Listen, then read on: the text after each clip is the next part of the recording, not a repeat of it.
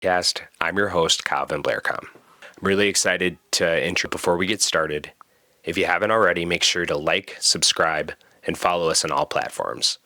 Your support means the world to us. I also have some really exciting updates regarding our recovery housing project. Ashley's house is getting closer and closer to opening day. We have been working really hard to get everything up and running. So it's kind of crazy to say, but within the next few weeks, we're going to accept our first guests. If you or someone who might be interested in the supportive housing program, make sure you visit our link.com. I'm incredibly honored and excited to introduce Jimmy White. We had the pleasure of meeting at a different event for We Support Recovery, their annual Oktoberfest. Like I'll allude to in a few minutes, we didn't have enough time to get into a lot of the guests. Jimmy has just such and his experiences in the Navy and growing up, his substance use challenges every single day.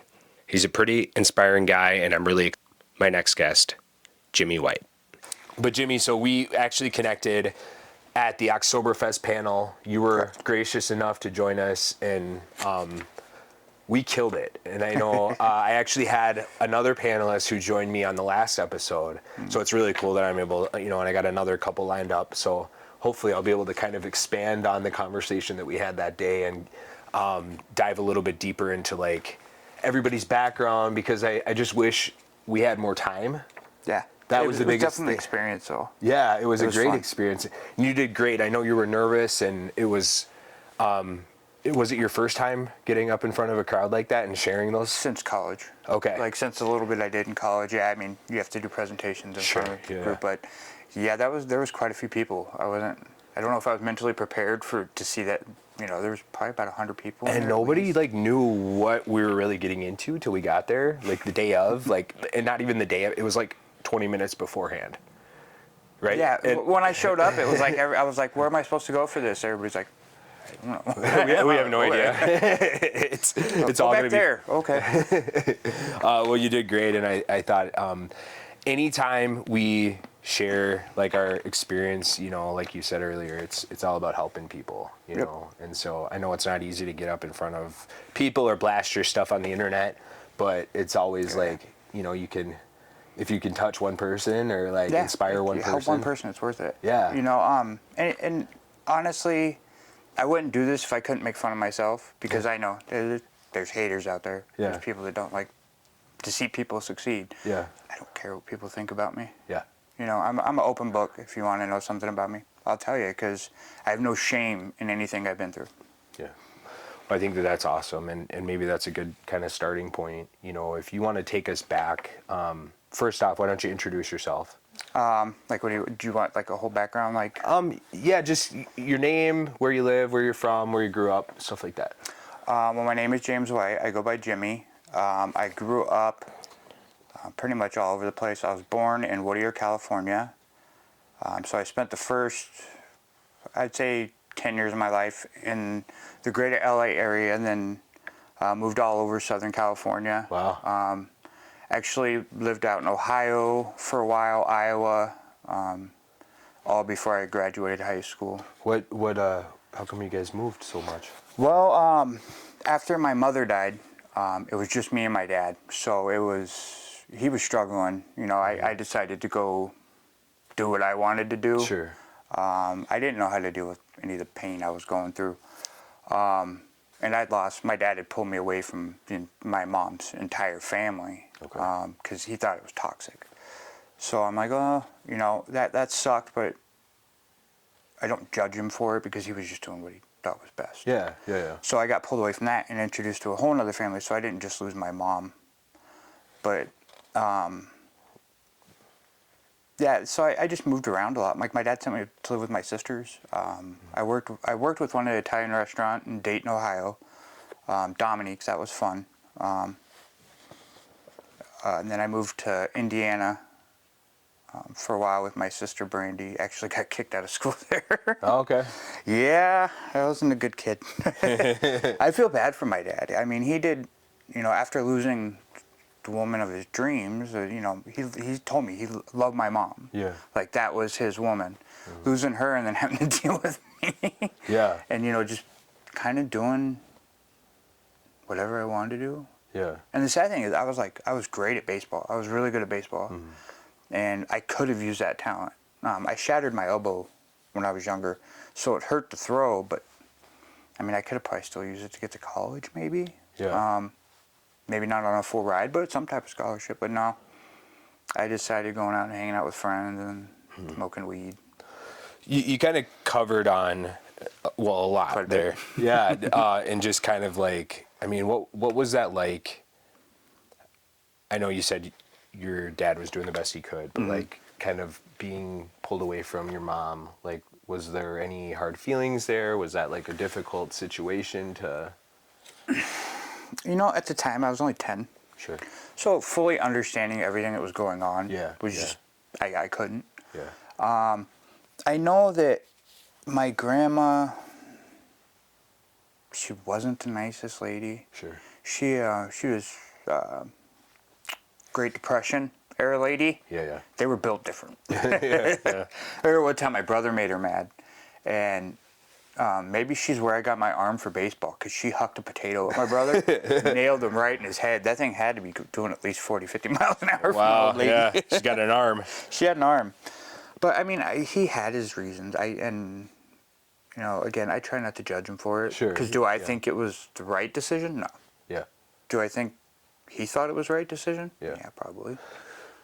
Yeah, I know from my experience, I mean, we give our parents a lot of grace, you know, now, maybe not in the moment, but Since we're parents now, Yeah, we realize, yeah, oh man, well, it yeah, ain't so easy.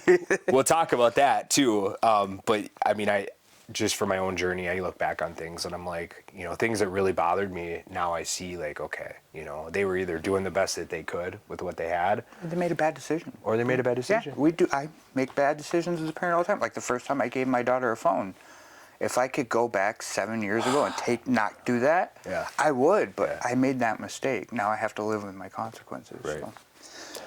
So. So maybe you could take us through your first like experiences, either with mental health challenges or substance use. Like, when did that first appear in your life?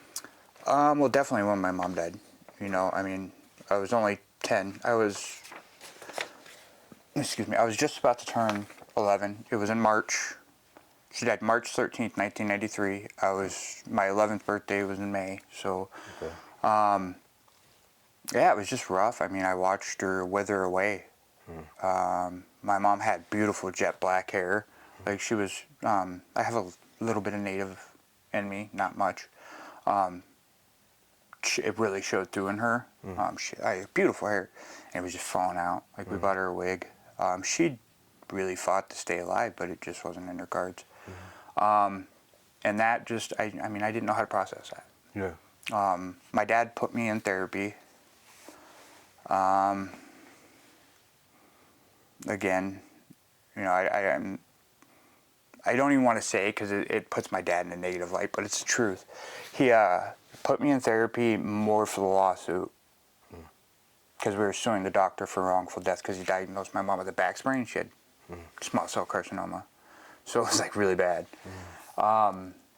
So he put me into, you know, and I mean, I was devastated. I was a mama's boy at that time. Yeah. So, I mean, I was devastated, and it was good that he put me in therapy, but I think his motives are kind of Sure. for the lawsuit. But yeah, I mean, and then after that, it was always a struggle with depression, up and down mood swings.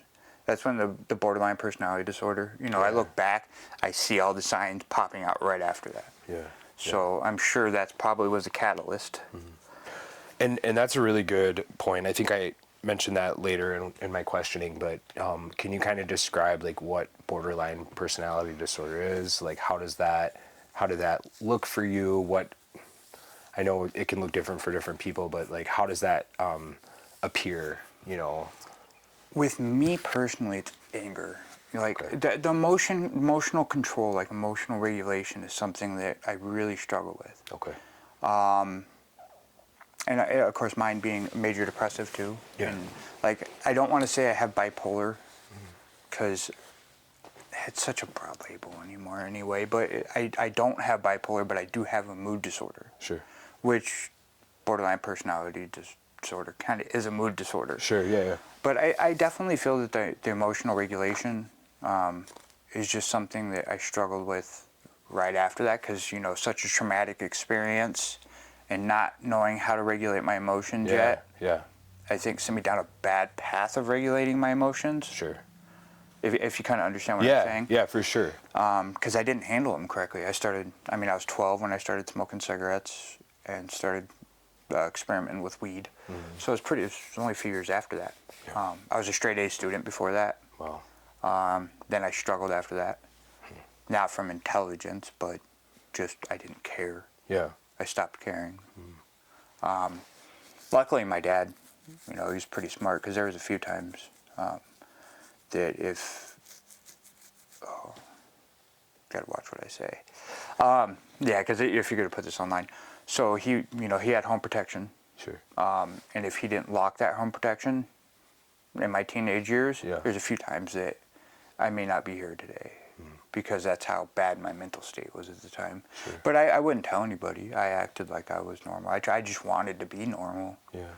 but I wasn't. I mean, I was, but I couldn't control my emotions like most people. A lot of fights. Yeah. I mean, my hand looks that way for a reason. Yeah. Yeah. I've broken it 5 times. Wow. Last 3 times was in boxing matches, but a couple times when I was a kid, just hitting people. Yeah. Well, thank you. I mean, for that. That's, I think, just kind of thinking back to previous guests, I mean, this is really the first time that we've talked about, you know, like borderline. That's the first time that that's come up, you know, so just interesting. I know. It's really misunderstood. Yeah. Nobody really knows, like, it gets misdiagnosed as bipolar a lot. Oh. It does. Because the symptoms can be a lot similar, but it's not bipolar. So I know from working in the field, there's a lot of stigma. Can you speak a little bit about that and why there might be, or what you're like? Especially as a veteran with PTSD. Yeah. People think, oh, he's crazy. Better watch him. He'll fly off the handle. I mean, that's not totally not true. Yeah. But, you know, I'm not going to, well, I'd hate to say that, because people do go out and do stupid things. But Sure. I mean, it's like anything else. I mean, anybody could do that. Yeah, It doesn't, for sure. you know, necessarily mean that somebody just because they have a mental illness is going to be crazy. They're not. It's just most mental illnesses deal with the person not liking themselves. Yeah. You know, it's more internalized. And how they cope. Yeah. Coping is I think, like the hardest thing to learn when you have a mental illness.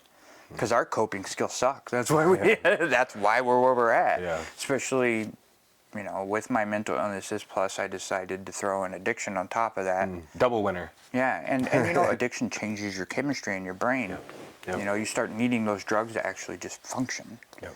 And that just is, like, even, you know, and I'm all for taking prescription medications, say SSRIs, things like that. I think our dependence on them could end up being a problem. I think you should use them as a Band-Aid. They're great to get you through really rough times, but the coping skills, DBT, you know, dialectical behavioral therapy, cognitive behavioral therapy, those are how you get your life back on track. Yeah. You got to work on your way of thinking. Right. Don't expect a medication to change the way you think, because they do, but not in the way you think they do. When your body adjusts over time. Yeah. You know, and so you start to. Yeah. Well, even with things like Zoloft, I started off on 50 milligrams. It worked. I'm on 200 milligrams now. Yeah. And that's something I will probably be on the rest of my life, because my body is so adapt to it. I've been on it for over 20 years. Wow. Yeah. That coming off of it, Right. I've tried it and I go, it sucks. It's obvious to me that you're somebody that I could probably have, and we could talk about multiple. Oh yeah. A whole bunch of stuff. I have a lot of lived experiences. Yeah. No, this is great. You could probably hear my dog in there barking. So fast forward a little bit. You entered the Navy. Okay. Correct. Can you talk a little bit about that and kind of? Well, again, like I didn't do too well as a kid. I mean, it wasn't that I didn't have potential. I just didn't try. So when I finally did graduate, it took me 5 years to graduate high school. I graduated through, what is the name of the college? There's a college in Iowa. Kirkwood Community College. I did adult night classes. I did like 2 years with a high school in 6 months. Wow. And being a baseball player and physically fit, I was like, well, I might as well do something. Yeah. So I talked to, my brother-in-law was in the Navy. My 2 nieces were, 3 nieces at the time actually. Yeah, 3 nieces were going into the Navy. I was actually in boot camp with 2 of my nieces. One wrote me a letter and I got in trouble. Why are you getting letters from females at boot camp? It's my niece. But, you know, I really didn't have much, like, I mean, 5 years of graduate high school. It's not like, I'm a big Iowa Hawkeye fan. Okay. It's not like the U of I was banging down my door to come to their school. Sure. Yeah. So, you know, I figured I'll go into the Navy, and I loved it. Yeah. Boot camp, most people hate boot camp. I loved it. Yeah. Structure, exercise. Yeah. You don't have to think really. You just do what you're told. Yeah.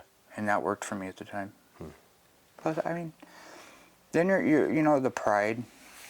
When you graduate boot camp and you're done with boot camp, the pride you have that you accomplished something. Sure. Yeah. And somebody like me that didn't graduate high school, didn't have all those successes, that was like my big moment in life. That was like my graduation. Kind of breaks you down to build you back up. Yep. Oh, big time. Yeah. It breaks you down to stop being an individual and to, you know, realize that when you're on, say, an aircraft carrier, you have 1,500 other people that if one person doesn't do their job, it puts 1,500 people's lives on the line. Sure. So it's not a joke. I mean, it's a dangerous job, and they don't want you, you know, you're a team, then you got to work together. Yeah. So that it's more about that, building up a team. Yeah, it sounds like it was a good, positive experience for you, and maybe, can you? So how long were you in the Navy for? I was in just under 6. Okay. No, sorry, just under 5. I had signed a 5-year enlistment, and I was almost done with my enlistment, but then they separated me. I'd gotten into the car accident, hurt my lower back, which that actually didn't get me separated, but I worked at VR-52, and as an E4, I ran the flight line at night, which for an E4 is pretty unheard of. It's usually E5s. So I was like, I became plane captain in 3 months, which there was people there for a year that still hadn't done it. So I was just good at what I did. I was good at organizing my sailors to get re-riggings done, get planes locked and fueled and right back out. And then after that car accident, it took so long to recover from it that they had to take me out of the squadron.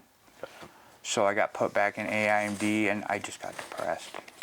Yeah, I can imagine. I mean, that was a big part of your life. Yeah, that was my life. Like when you're in the military, it's a lifestyle. It's like your whole. It isn't just being in the military. You like are the military. Yeah. It's like everything you do represents the military. So even if you're in uniform or you're not in uniform, you live under different rules than the rest of society. A lot stricter rules.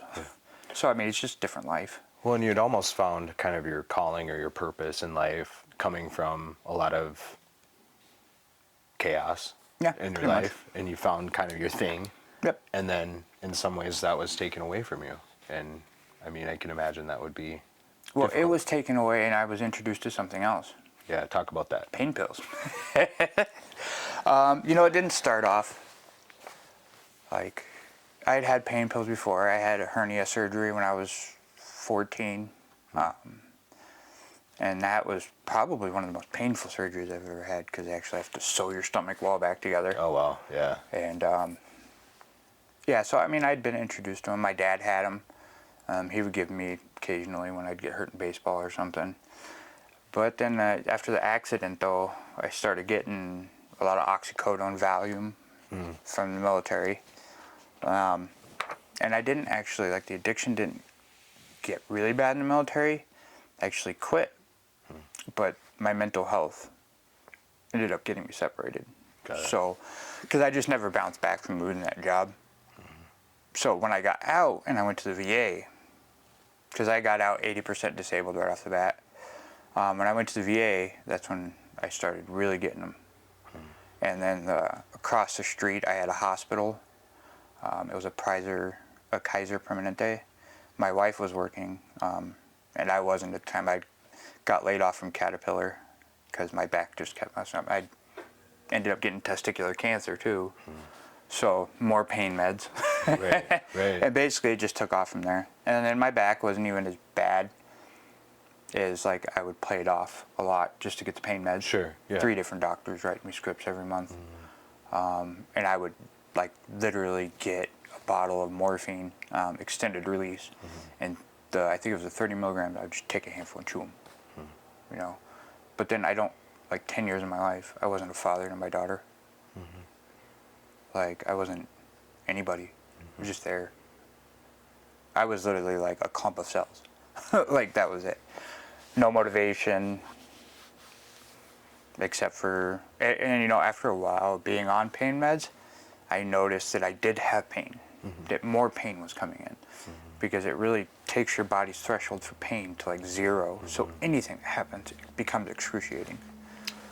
It's so interesting to me. My thing was always speed, uppers. You know, I've done them, but I don't really like them. so it's just fascinating to hear, you know, people like my wife is the type, she would have taken painkillers and cleaned the house, you know. See, that's how I was at first. And and so I just, for me, like I got in a car accident and they gave me a bottle of Percocet and I took one of them. Knocked you out. Yeah, and like it made me, just feel like crap, and I couldn't shit, and it was not a good experience for me. So and see, and like when I do things like speed or meth, I don't get a big euphoric feeling from it. I'm just awake. Yeah. And then, like, I hate it. Actually, I really. Yeah, hate it's. I mean, and you're not the first person that said that. It's just, you know. People have different. Like, I'm a downer guy. Yeah. Definitely a downer guy. And Yeah. some people like uppers. Some people like to be awake, and I don't. Yeah, I don't know. I mean, so maybe this is a good point to kind of pivot into like the turning point for you. Okay. Obviously, you spent a lot of time addicted to, you know, opioids. You had struggles with your mental health. Like, what was the catalyst to like get you out of that place? Almost dying. Okay. I had gotten to a point to where I would do any drug you put in front of me. They you know, after a while, they do start noticing that hey, this guy's taking a lot of opiates. We gotta cut him off. And I was taking opiates and Xanax. Okay. So they cut me off, and that started, you know, right before my dad died. Started about a 5-year journey to where any drug that I could find, I would do it. And through that time, I ended up doing meth, heroin, you name it. I started shooting up, and that's, you know, never doing it in my entire life. Yeah. And then being introduced to it and sitting in your bathroom using the same needle 10 times. Right. I got an abscess in my arm right here. Well, being embarrassed to go to the VA, I waited 8 days to go in. Luckily for my friends, they, you know, threw me in a bath when my temperature got about 108, 109. Threw me in a bath. Wow. I drove myself from Cushing, Wisconsin to the VA. I don't remember any of that. I don't remember getting to the VA. The first thing I remember is the doctor. I was asking the doctor because my arm was swollen. Yeah. I look like Popeye. Yeah. And I asked the doctor, I said, I'm going to lose my arm. And this was like the first thing I remember. And it's the scariest thing I've ever been through in my life. And he goes, well, let's work on saving your life first. And I'm like, I'm dying. That's when it clicked. Like, I'm dying right now. And it was, you know, wake-up call. Yeah. And then, you know, they wanted me to stay at the VA for 6 months because I went septic and it was bad. My feet were the size of footballs. It sucked because I was in so much pain. Yeah. Like, I mean, even when I had the surgery to have this removed, they couldn't knock me out. Wow. I was too sick. So they gave me a little bit of pain medication, and they tricked me. They said, we'll give you more when we get in there. And we get in there and they start cutting. And now, mind you, this is all infected, so they're cutting on infected tissue while I'm awake. And I'm like, please give me more. And they said, we can't. I was like, I hate you right now. It was probably one of the most painful things. Yeah. But I did it to myself. You know, I'm the one that stuck that needle in there.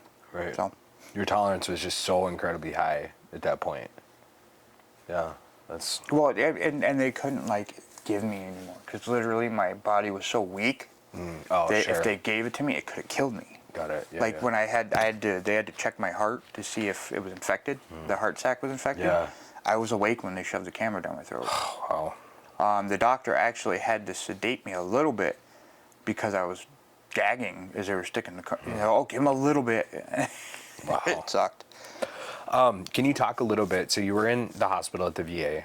What does that process look like when somebody goes to the VA? Like, they're trying to, I mean, the abscess aside, but like just getting like addiction services. Like, how was that for you? Oh, I'm lucky because I do have the 100% total and permanent. So, like, I'm on the top of the list. But anybody, even before I had that, it's pretty simple to get into treatment. Okay. Especially, the VA is really working hard on trying to help with the mental health and addiction side of it because they realize that's one of the biggest plagues among veterans right now. Yeah, for sure. And that's something we got to take care of because the reason we have so many homeless veterans is because we have so many mentally ill veterans. Yeah. We need to get those veterans taken care of. And that'll help the homeless. Get these veterans motivated again. Yeah. Because we get out of the military and we lose that camaraderie. We lose that sense of belonging and purpose. And it destroys some of us. Yeah. It destroyed me for years. Especially since I got separated, it really did. Yeah. So, but I mean, the VA, they're St. Cloud. Yep. They're a great facility. Lots of great people there. I've been there several times myself. Sure. But I mean, yeah, I would suggest though with the VA, Sheridan, Wyoming has a beautiful facility. Okay. And it's Did you have like the choice? You could make the choice where you wanted to go, or how does that? You can, but the VA will like say you're 30% service connected or above. If you get travel pay, the VA will only pay to the nearest facility. Okay, sure. But you pretty much have a You can choose to choose, go drive but you there have yourself to or fly or whatever. Yeah, you have to get yourself there. Got it. And you have to wait for an opening. Sure. So That's pretty comparable, I guess, to any other place. Sometimes you're waiting, well, and but they will make they go by your needs. Sure. So if there's a veteran that's in really bad need, Yeah. they will take him a little earlier, I believe. Now, don't quote me on that because I don't work for the VA. So, Sure. But that was my experience. Like I'd gotten in pretty quick because my dad died. Well, he was dying when I went into treatment because I promised him I was like I won't give up, and I was pretty messed up at the time. So Yeah. I went like 3 days before he died. Wow. So you were in treatment when he passed. Yeah. That was the safest place for me to be. And I think he understood what I was trying to do with it. Yeah, that'd be a difficult thing. And just to have that awareness now, look back and say I had to do that or else, And to make that decision to see my dad sitting there so sick, honestly, it wasn't as hard as you think it was because I was tired of watching it. Like, I mean, as much as that sucks to say, he was so sick and it was like, he was my hero. Sure. He had been there anytime I needed that man. I mean, being on the streets of Dayton, Ohio, I called him. He drove from Iowa. Wow. 16 hours overnight, got me the next morning. Like, that's how awesome of a dad I had. So, like, I had a hard time watching it. So that was kind of, you were in a safe place. You were far away. No, yeah, and I think he knew that I was trying to put him at ease. Sure. Like, Yeah. hey, I'm going to treatment now. You don't have to worry You're about okay. what's going to happen to me Sure. when you go. I'm going to take care of this. Yeah. And, it didn't work that time. Like, I didn't get so, but I did. I kept that promise to him. Yeah. Yeah. So I'm never going to give up. Yep. So that was kind of the beginning of your process. Can Yeah. you talk a little bit about that? Like, when did you realize that recovery was possible for you? oh man, after honestly after I got sober, because I didn't think it was. Yeah. I thought, oh, every time, because relapse is a part of recovery. It really is. But it's hard to see your way out of a relapse too. Like, oh, it's just going to keep happening. It's just going. But your last time is your last time. You don't know what your time is going to be your last time. Hopefully, it's this time. But you just got to keep trying. Yeah. And part of your experience was medication. Yep. Suboxone. Can you talk a little bit about like what had you tried that before? Was it like, I mean, what would you say is like the perfect combination of things that made I don't want to say made it possible, but made it easier for you? I would say the VA was just the VA was a big help Yeah. in me getting sober. The Yeah. counseling and everything. The medication.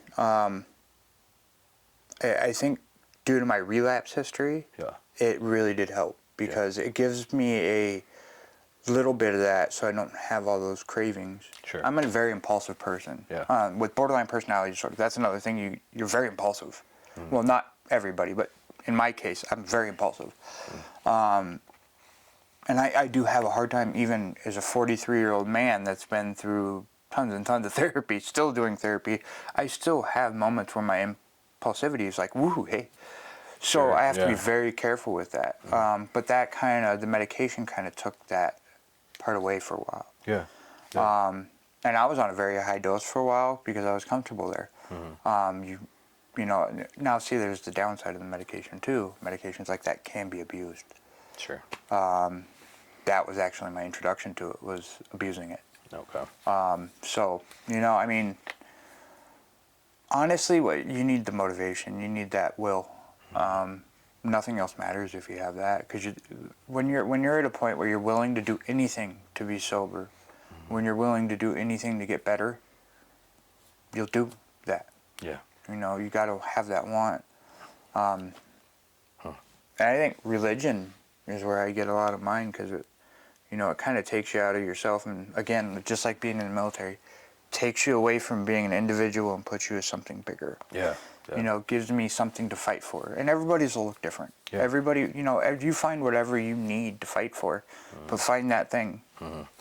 Whether even if it's yourself, I guess. I mean, it's kind of selfish, but whatever you got. Yeah. No, I think that's really great, and maybe this is a good pivot into fatherhood, because that's another thing. You're now a father. Yeah. And I know Now a father. I've had a kid for a long time, but I haven't been a father for a long time. Yeah. So what's that? I mean, how is that for you? Like, what is obviously there's a shift that happened, and was there any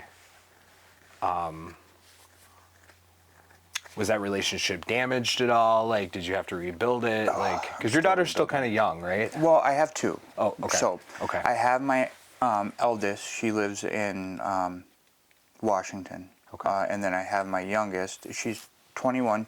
She'll be 22 next year. And then my youngest just turned 10, and she's here. My oldest, I'm still trying to. I wasn't there. I just wasn't. I was on morphine, and through my sick, twisted thoughts, I thought, oh, it's better that she doesn't see me like this. And she has a great stepdad, which doesn't okay anything I did. That doesn't make anything I did okay. But luckily, I'm lucky enough to say that she has a great stepdad. She was actually just recently diagnosed with borderline personality disorder as well, which devastated me. Like, because it's like I could be part of the cause of that. Sure. For disappearing. Yeah. And it makes you realize how important you are to your kids' lives. So, with this child, sorry, I'm trying not to say names because I don't want to name drop on. For sure. With this one, I saw what the damage I had done. Even though she had a great stepdad, I'm still her father. I'm still the one that made her life possible, and I wasn't there. And now she has to walk around And I'm sure somewhere inside her, she probably thinks, well, I must not have been good enough. You know, and that destroys me, because it wasn't nothing to do with her, just me. Yeah. What do you hope to see for your children? To not be like me. Yeah. Yeah. Which, you know, I mean, like I just said, the eldest was diagnosed with the borderline personality disorder. So we've been talking actually a lot more. Been trying to give her little pointers. Yeah. I wish I would have heard when I was younger. Yeah. Yeah. That's what I can do for her. She's an adult. Yep. I'm also trying not to, like, she wanted to move out here a few years ago, and everything inside of me wants to do that, but I also know how I am. I'm just like my dad. I didn't want to be an enabler. Sure. And give her everything and make her life too easy where she doesn't. That was my thought process, and I still don't know if I made the right decision, but Yeah, so it sounds like you're trying to be more intentional and thoughtful about those decisions, because you know that, I mean, the wrong one could be or- damaging, Yeah. and yeah. it could be. Bailing your kids out of everything. Yeah. Yeah, that's what my dad did with me. Yeah. And I get why he did it, because, you know, he felt bad. I lost my mom and I didn't have that. He even got remarried, but yeah, that didn't end up well. So looking ahead, like, what do you see for yourself? Like, what are your goals? I just want to help. Yeah. You know, I want to get my story out there, and if it helps somebody, great. But even beyond that,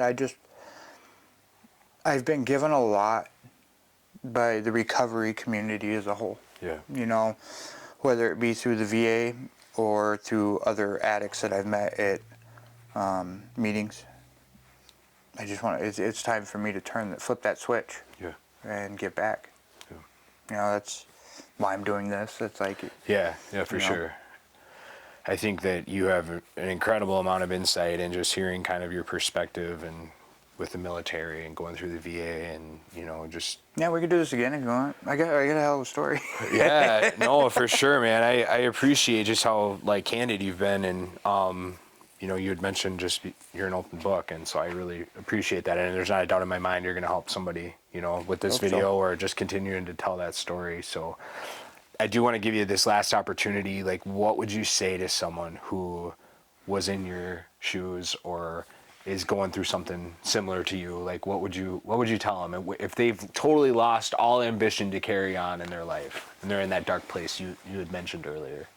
So there's always hope. You got to find it. Like, you know, I mean, you can be in the darkest place. I think back to when, right after my father died and right after I got out of treatment, I had nowhere to live, and I was sitting in a trailer in Iowa in December with no heat. And every day I just hope, don't wake up today. Don't wake up today. Yeah.